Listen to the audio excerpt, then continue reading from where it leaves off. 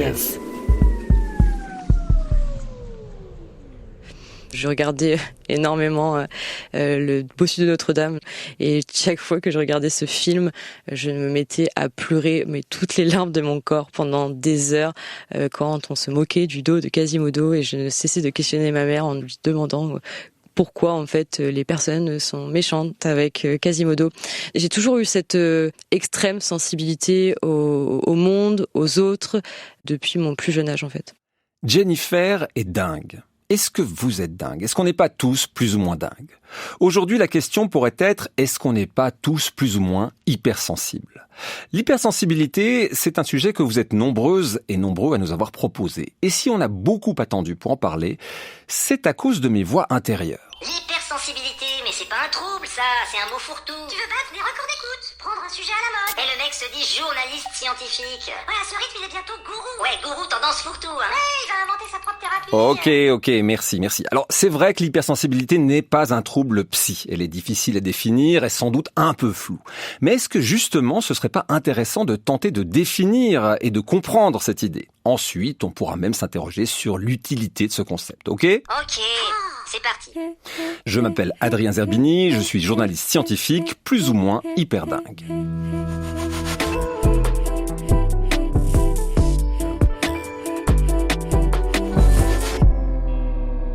L'hypersensibilité n'est pas un mot inconnu des manuels diagnostiques de psychiatrie. On y distingue l'hypersensibilité sensorielle, texture, odeur, lumière, bruit, et l'hypersensibilité émotionnelle, réaction amplifiée, émotion intense et profonde. Jennifer Rétoré vit avec ces deux types d'hypersensibilité. On est en 2000, j'ai 6 ans et c'est certainement la 3e fois de la journée que je pleure à propos de quelque chose que mes parents considèrent comme insignifiant. Et je reçois cette remarque de mon père dans le salon, les larmes aux yeux, l'envie qu'il me prenne dans les bras pour me consoler. Et la seule chose qu'il me répond, c'est on va finir par noter dans le calendrier les jours où tu ne pleures pas. Je pense que c'est une blague, mais moi, l'enfant que je suis, je me sens profondément humiliée et j'ai l'impression qu'en fait, j'ai pas le droit de pleurer. J'ai toujours été un enfant très sensible. Je pleurais beaucoup pour tout et surtout pour rien, avec aussi une extrême sensibilité au niveau des sens.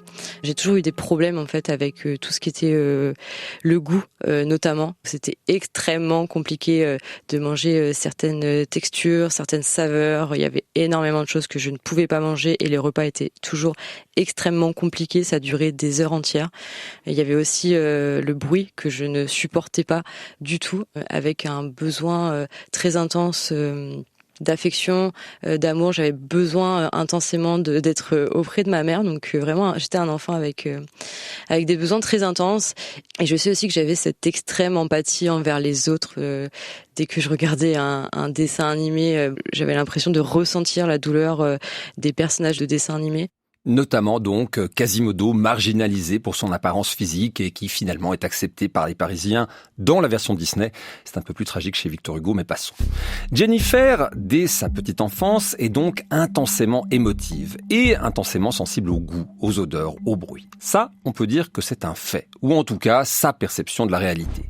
Et on peut dire que cette particularité n'était pas vraiment du goût de ses proches. En général, il considérait que je faisais ma princesse, ma capricieuse, que j'étais mal polie parce que en fait, je refusais parfois de toucher un plat pour le faire passer à quelqu'un parce que en fait, il y avait de la nourriture qui me donnait l'envie de vomir. Personne ne comprenait ses comportements. Dans l'enfance de Jennifer, ce n'est donc pas concrètement son hypersensibilité qui lui posait un problème, mais plutôt l'incompréhension de ses proches et de sa famille de son hypersensibilité. Pour prendre un terme psy, on peut parler de disqualification parentale. Waouh, t'as l'air tellement intelligent quand tu dis ça. Moi, je dirais juste qu'elle fait sa princesse et qu'elle a qu'à faire comme tout le monde. Ok, donc disqualification pas uniquement parentale. Merci de cette intervention tellement pertinente. Une autre manière de comprendre ce phénomène, c'est de dire que Jennifer, enfant, a manqué de validation émotionnelle. Elle ne se sentait ni écoutée, ni comprise ou acceptée dans ses émotions fortes et le comportement qui en découlait. En conséquence, elle a manqué de sécurité émotionnelle. Ce manque peut prédisposer à une vision du monde marquée par la peur et la méfiance, ce qui favorise l'anxiété. Je suis quelqu'un de très anxieux depuis, je pense aussi de mon plus jeune âge. Je pense qu'il y a une part de génétique et je pense qu'il y a aussi une grande part d'environnement et d'expérience vécue durant l'enfance. Et j'ai d'ailleurs été diagnostiquée récemment d'un trouble anxieux généralisé. On pourrait se lancer dans une hypothèse de lien de causalité. D'abord, il y aurait 1. L'hypersensibilité qui provoque 2. Un manque de validation émotionnelle qui provoque 3. Une insécurité émotionnelle qui provoque 4. Un trouble anxieux. Cette hypothèse est sans doute un peu simplificatrice, mais elle est cohérente. Cohérente notamment si l'on considère que l'hypersensibilité est un trait inné. Et sur ce point, on peut dire que tout le monde semble d'accord.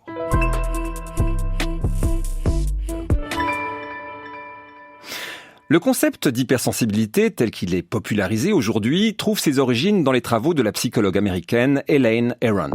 Elle a introduit le concept de HSP, Highly Sensitive Person, personne donc hautement sensible, en 1996. Elle considère que 15 à 20% de la population a un système nerveux particulièrement réceptif aux stimuli sensoriels et émotionnels. Concrètement, ça signifie une perception fine des détails et de l'environnement, une forte empathie et une réactivité émotionnelle, et enfin une tendance à être facilement submergé par des stimuli intenses, sensoriels et émotionnels. Tout ça semble parfaitement décrire le vécu de Jennifer.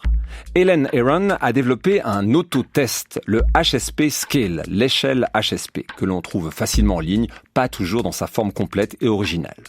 Ce test est à considérer comme une aide pour évaluer si l'on est concerné ou pas par l'hypersensibilité. Il comporte 27 questions et je dois avouer qu'avec un regard de journaliste scientifique plus ou moins dingue, mais toujours très, voire trop critique, il comporte, disons-le, une certaine fragilité. Pour des questions comme « je sursaute facilement » ou « je suis particulièrement sensible aux effets de la caféine », 2 des 27 questions, on peut considérer qu'il est possible de répondre assez objectivement. Encore que pour répondre sur une échelle de 1 pas du tout à 7 extrêmement, c'est pas coton. Mais quand la question est « j'ai une vie intérieure riche et complexe » ou « les changements dans ma vie me bouleversent », 2 autres questions du test, on comprend que la subjectivité est, disons, probable. On peut par exemple parler d'un biais d'auto-dévalorisation ou d'auto-complaisance selon son estime de soi, ou encore du biais d'appartenance. Si je veux faire partie des hypersensibles, alors je vais estimer que les changements dans ma vie me bouleversent énormément. Bref, j'ai joué le jeu, j'ai effectué 2 fois le test, le plus honnêtement possible à 1 semaine d'intervalle, et j'ai obtenu 2 résultats assez proches, 48% et 61%. Des résultats qui ne me permettent pas de savoir si je suis hypersensible ou pas, puisque la frontière se situe vers 50%. Donc je suis peut-être pas hyper ni super, mais juste sensible. Elaine Aron a également précisé dans ses ouvrages que les personnes hautement sensibles sont particulièrement sensibles au sentiment d'injustice. Ça parle à Jennifer. C'est insupportable. Je suis complètement révoltée contre l'injustice. Je déteste en fait cette méchanceté gratuite, le fait de s'en prendre à quelqu'un de plus vulnérable. Ça me met hors de moi. Il y a encore une anecdote hyper récente, pas plus de 3 semaines, où en fait on essaye d'organiser un nouvel an avec des amis et il y en a un qui a décidé pour tout le monde de le faire entre potes. Et du coup, mon copain et moi ont été mis de côté parce que lui il était en couple. Et donc j'ai trouvé cette situation totalement injuste et ça m'a mis hors de moi. Je me suis dit mais qui est cette personne pour décider au nom de tout le monde, et alors que ça me concerne pas parce que ce sont ses potes, je me suis mis dans un état, mais je me suis mise à pleurer, je transpirais, ça bouillonnait en moi parce que je me suis dit mais cette situation est totalement injuste. Comment une personne peut décider de nous ce qu'on allait faire pour le nouvel an et surtout de nous priver de nos amis à ce moment-là? Pour résumer, un ami a décrété unilatéralement que la soirée du Nouvel An serait une virée entre amis célibataires, ce qui exclut de facto les couples qui veulent fêter ensemble. J'aime bien cet exemple parce qu'il exprime la violence d'un ressenti en lien avec une injustice, ok, indiscutable, mais finalement pas très importante. Et ce genre de disproportion et de réaction épidermique à l'injustice est souvent associé au trouble de la personnalité borderline ou encore au TDAH, le trouble du déficit d'attention avec ou sans hyperactivité. Et malheureusement, je ne peux que confirmer cette association étant TDAH et hyper trop réactif face à ce qui m'apparaît comme une injustice. Donc, souvent, borderline, TDAH et hypersensible sont très réactifs à l'injustice, ce qui crée un chevauchement entre ces troubles et l'hypersensibilité. Chevauchement provient du verbe chevaucher, dont la racine latine cabalus signifie cheval. Ok, il faut avouer qu'en français, ce mot n'est peut-être pas hyper clair. En anglais, on parle d'overlap. Overlap, un mot issu de la combinaison de 2 éléments. Over signifiant au-dessus ou par-dessus, et lap du vieil anglais lepa, qui signifie repli, faisant référence à un repli de tissu sur un vêtement. La traduction en français pourrait être recouper ou se chevaucher. Et merci, on a cette notion clairement en tête maintenant, et ça tombe bien parce qu'elle va être utile dans cet épisode. Les chevauchements entre cette notion d'hypersensibilité et différents concepts ou troubles psychiatriques sont assez fréquents, au point que certaines chercheuses et chercheurs estiment que la notion d'hypersensibilité est discutable, voire inutile. Mais ça a tout changé dans ma vie. Je dis que la découverte de mon hypersensibilité est le premier jour du reste de ma vie, et c'est vraiment le cas. Je l'ai découvert à l'âge de 25 ans, donc ça fait bientôt 5 ans. On venait de créer une conversation en fait avec des amis du lycée avec qui je n'avais pas parlé depuis plusieurs années, et j'étais hyper contente de leur reparler, très enthousiaste. Je leur envoyais plein de messages, je suis trop contente, quand est-ce qu'on se voit, et ces messages étaient vus et restés sans réponse. Mes copines me disent mais tu t'enthousiasmes trop, t'en fais trop, et puis il y en a une qui me dit tu devrais te renseigner sur l'hypersensibilité parce que ça y ressemble. Donc ce comportement plus plein d'autres qu'il y avait eu. Et donc là je commence à me renseigner sur l'hypersensibilité. Donc il faut savoir que à 25 ans j'étais aussi absolument pas à ma place, complètement inadaptée à la société, surtout au milieu professionnel où ça a été extrêmement compliqué. Je ne me définissais qu'à travers des défauts, donc c'est un peu le contexte quand j'ai découvert mon hypersensibilité. Et là, quand j'ai commencé à lire les premiers articles, je me suis dit, c'est incroyable, on parle de moi, j'ai l'impression que quelqu'un raconte ma vie à travers tous ces articles. Donc j'en étais boulimique d'informations, parce que pour la première fois de ma vie, je pouvais enfin me comprendre. J'avoue que cette phrase de Jennifer m'a vraiment touché. Pourtant, si on y réfléchit bien, elle est tout à fait logique. Quand on peut mettre un mot sur quelque chose que l'on ressent, quelle que soit la sensation que l'on a, ça fait toujours du bien. Nader Perrou est psychiatre, professeur à l'Université de Genève et responsable de l'unité du trouble de la régulation émotionnelle au HUG. On se pose la question pour la psychiatrie, mais vous ne vous poseriez pas la question si c'était, par exemple, une pathologie somatique. J'ai mal au ventre. J'aimerais bien savoir si c'est parce que je suis constipé, ou si c'est parce que j'ai une diverticulite, ou si c'est parce que j'ai une brûlure d'estomac. Mais quand on me dit c'est parce que vous avez finalement un ulcère d'estomac et qu'il va falloir prendre un traitement pour ça, je suis hyper soulagé parce que j'ai enfin une explication aux maux de ventre qui m'embêtent depuis des mois et des mois, voire depuis toujours. C'est la même chose pour la psy, pour tous les mécanismes psychologiques. Quand on explique un mécanisme psychologique et que peut-être on est un petit peu différent des autres et qu'on nous explique pourquoi, ça fait du bien. Ça me permet de me dire, je suis pas aussi incompris ou incomprise que je ne le pensais. Et c'est pas quelque chose de nouveau. Pour la psy, par exemple, il y a eu, si on prend au 19e siècle, et un peu même avant au siècle des Lumières, il y a eu tous les élans sur la mélancolie, sans forcément parler de dépression, mais il y avait des personnes qui se disaient, moi je suis quand même plus triste, je vois la vie quand même de manière plus sombre ou plus négative que la plupart des gens. Est-ce normal ou pas? Oui, il y a des gens qui sont un peu plus tristes, qui ont tendance à être un peu moins joyeux, qui sont un peu plus mélancoliques. Du moment que c'est ok, puis que ça n'a pas un impact majeur dans ma vie, c'est juste que j'ai une tendance à la mélancolie, en termes littéraires. Pour les gens, on va dire, ça leur permet de se dire, tiens, c'est ma particularité, c'est d'être mélancolique. Et là, en l'occurrence, la particularité des hypersensibles, c'est d'être hypersensible. Je trouve cette comparaison avec la mélancolie vraiment intéressante. La médecine antique considérait la mélancolie comme un trouble, même si le concept de trouble n'est pas tout à fait antique. Disons, un déséquilibre des humeurs de ce que l'on appelait à l'époque la bile noire. À la fin du XVIIIe siècle, les artistes et écrivains romantiques voyaient la mélancolie comme une source d'inspiration créative et une manière de se connecter à des émotions profondes et à la nature. La mélancolie a même été perçue comme la caractéristique des génies, vue comme un signe de profondeur intellectuelle et de sensibilité.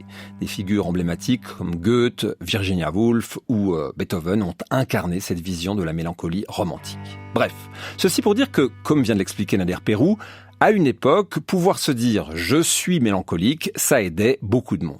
De la même manière, lorsque Jennifer a pu mettre un mot sur sa manière d'être au monde, donc l'hypersensibilité, ça a été édifiant pour elle. Ouais, sauf que la mélancolie est un concept qui a un peu disparu. Donc là, t'es en train de dire que l'hypersensibilité, ça va pas faire long feu. Alors d'abord, la mélancolie n'a pas disparu, le concept a pris une autre signification, ça n'est pas tout à fait pareil. Et puis peut-être que l'hypersensibilité est une notion qui correspond au ressenti intime de 15 à 20% de la population aujourd'hui. Et peut-être que, un peu à l'image de la mélancolie à la fin du XVIIIe, un jour on comprendra que cette notion d'hypersensibilité est liée à nos manières de vivre, de voir, ressentir le monde en ce début de XXIe siècle dans les pays industrialisés.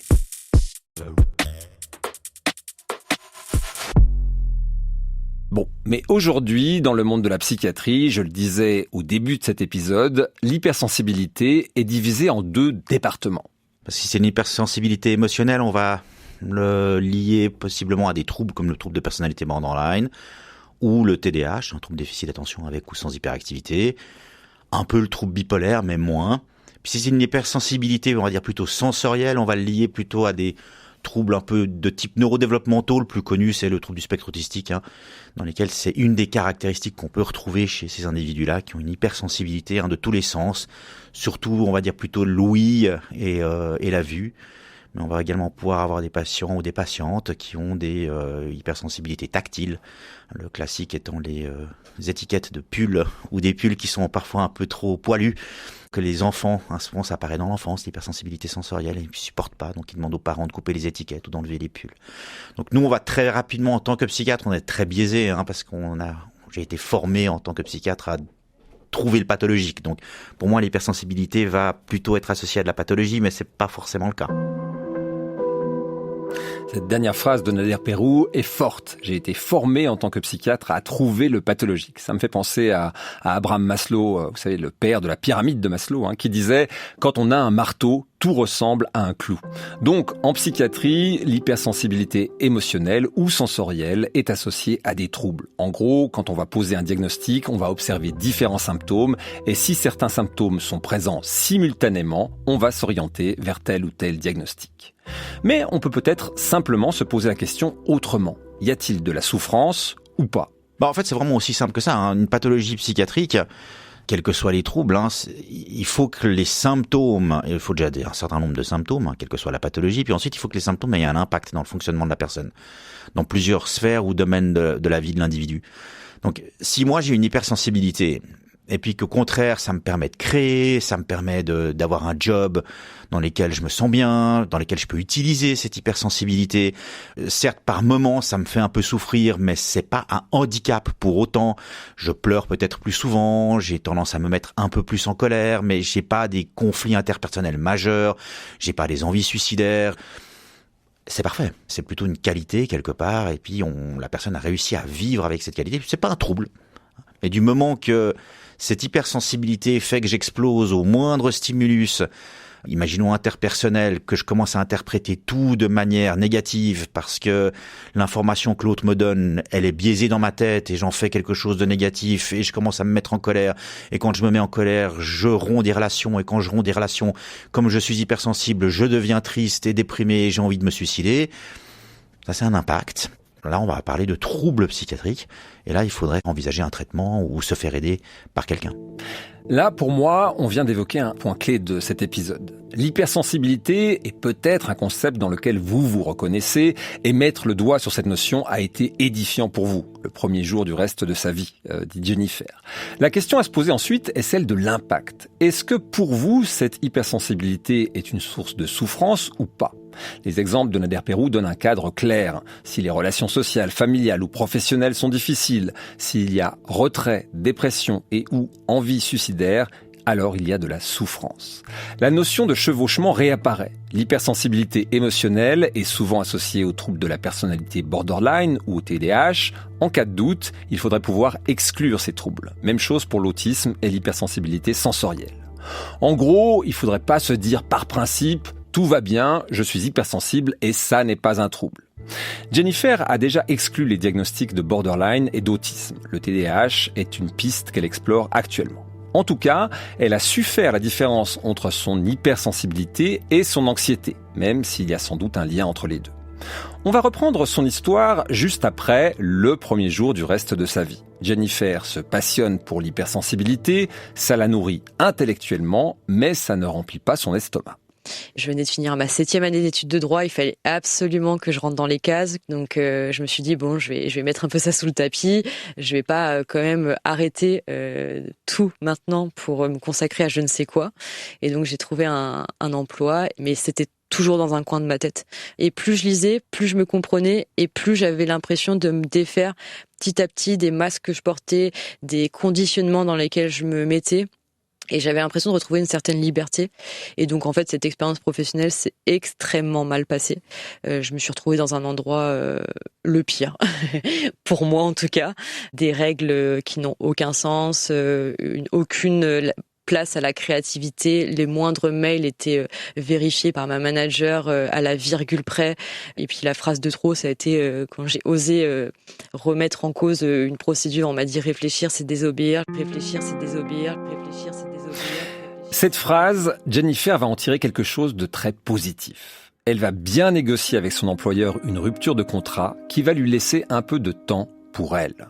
Et je vais apprendre à me connaître, je vais apprendre à comprendre cette sensibilité qui avait été aussi compliquée à vivre, ou en tout cas que je considérais vraiment comme un fardeau. Et donc je me suis lancée dans cette quête introspective. Durant des mois, j'ai beaucoup écrit sur moi-même, sur mon passé, sur mes émotions, sur tous ces sens exacerbés, sur ces comportements que je pensais inadaptés, sur mon rapport à moi-même, à mon corps, à mes parents. Enfin, vraiment, j'ai pris chaque pan de ma vie pour écrire dessus et j'ai fait des centaines d'heures de recherche sur l'hypersensibilité. Déjà, j'ai compris que que j'avais pas que des défauts et que j'avais aussi plein de forces que je pouvais exploiter pleinement. J'ai aussi surtout beaucoup appris à faire la paix avec mon passé et moi-même. J'ai appris en fait à m'accepter tel que je suis, à ne plus me brider, à ne plus constamment me sentir honteuse parce que je ressentais peut-être les choses différemment, parce que j'étais peut-être un peu différente des autres. J'avais plus envie d'en avoir honte, mais au contraire, j'avais envie d'en être fière, d'être pas comme tout le monde, d'être peut-être pas dans les cases. Et j'ai appris à m'aimer et ça, c'était un sentiment absolument incroyable. On pourrait qualifier cette démarche d'autothérapie. Ça résonne aussi pas mal, à mon sens, avec notre épisode sur le parcours de rétablissement. Jennifer a pris soin de la partie d'elle-même qui était abîmée. Elle a aussi décidé de changer de trajectoire. Elle est aujourd'hui coach et éditrice de contenu spécialisé dans l'hypersensibilité. Pour autant, le parcours de rétablissement de Jennifer n'est pas terminé. Ça m'a beaucoup aidé, cette autothérapie, pendant quelques mois.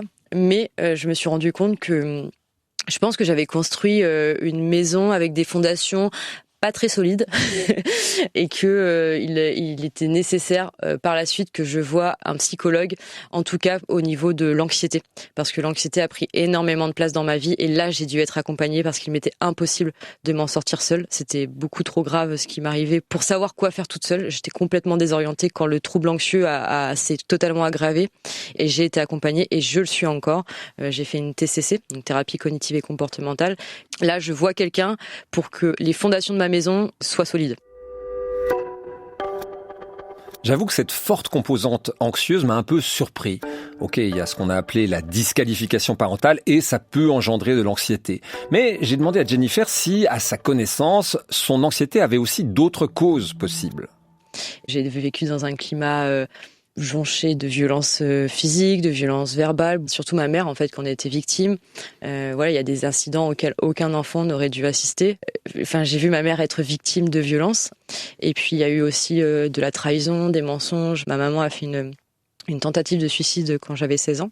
Et c'est moi qui l'ai sauvée de cette tentative, puisque personne d'autre ne faisait rien. Et donc voilà, c'est plein d'événements comme ça qui ont provoqué des traumatismes et qui ont ancré une peur profonde de l'abandon. Donc il y a eu plein d'événements comme ça qui expliquent, je pense aussi, ma façon d'être. Là, on n'est évidemment plus du tout dans l'univers de la non-reconnaissance des émotions et de la disqualification parentale. On peut tenter de se poser la question dans l'autre sens. Est-ce que l'anxiété peut provoquer ou augmenter l'hypersensibilité ? Les personnes très anxieuses peuvent aussi avoir une hypersensibilité, plutôt sur le stress ou la peur, une sorte d'hypervigilance. Je détecte tous les signaux extérieurs. Si j'ai une phobie sociale, par exemple, ou une agoraphobie, ou je vais avoir de la peine soit à communiquer avec autrui, soit à sortir dans la foule, et je vais me sentir constamment menacé. Donc je vais être hypersensible quelque part, plutôt sur les émotions de peur, mais qui vont être associées à du stress et autres. Et ça, c'est pas agréable. Si j'ai une hypersensibilité qui est vraiment associé à une émotion particulière, comme dans les phobies ou dans l'anxiété généralisée, c'est l'émotion de peur, faut que je me pose quand même une question. Cette question, vous l'avez compris, c'est celle déjà évoquée qui consiste à dire « je suis hypersensible, mais peut-être pas seulement hypersensible, peut-être que j'ai besoin d'aide ». Question à laquelle Jennifer a répondu par l'affirmative.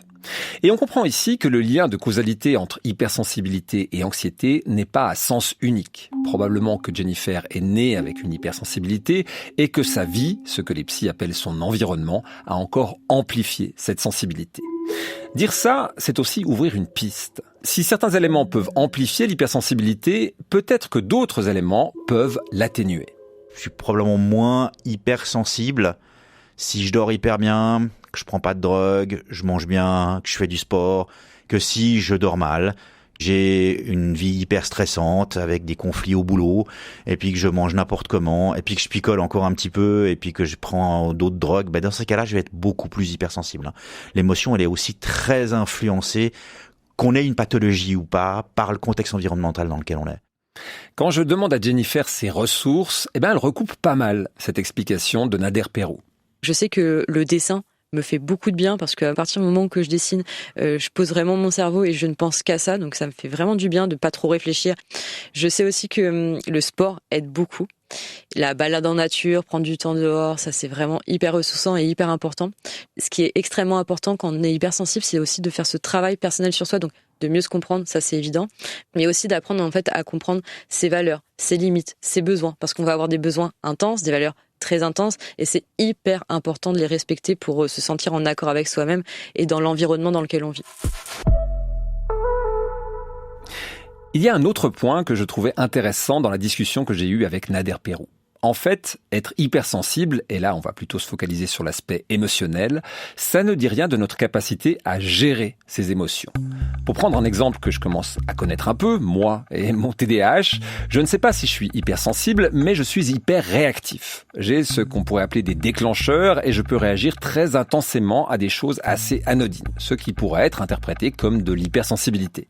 Ça ne veut pas dire que je gère ou comprenne bien mes émotions. À l'inverse, on peut imaginer une personne qui serait extrêmement fine et précise dans l'analyse de ses émotions et de celles des autres, mais sans pour autant nécessairement vivre ces débordements. Ça nous amène à un concept qui, comme l'hypersensibilité, a été popularisé dans le milieu des années 90, à savoir l'intelligence émotionnelle. Il y a des tests de quotient émotionnel qui évalue la capacité que l'individu a de comprendre, de percevoir, de ressentir les émotions chez soi, parfois de manière un peu plus intense, mais aussi les émotions d'autrui, mais d'en faire quelque chose de bien. Quand on a un haut QI émotionnel, on peut avoir cette hypersensibilité, c'est souvent associé, mais c'est très fonctionnel.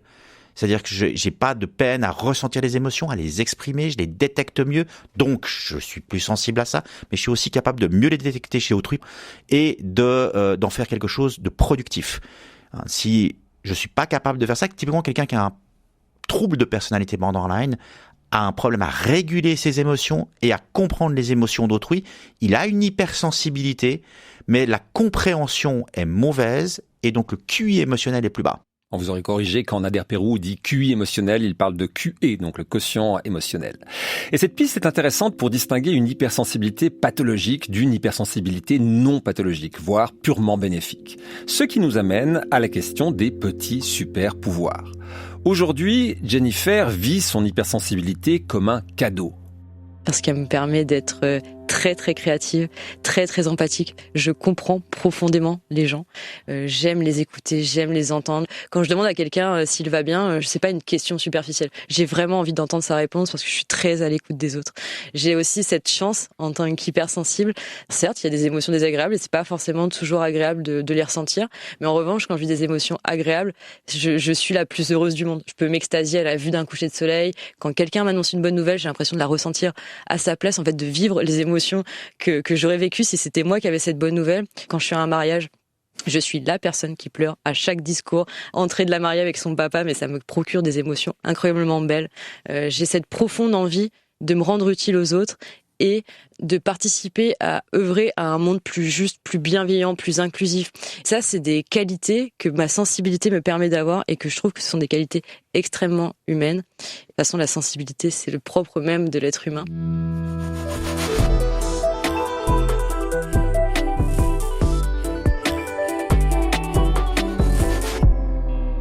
C'est le moment de parler de nos échanges, nombreux, touffus et parfois qui me dépassent. Mes excuses quand je mets du temps à répondre, en ce moment c'est chaud.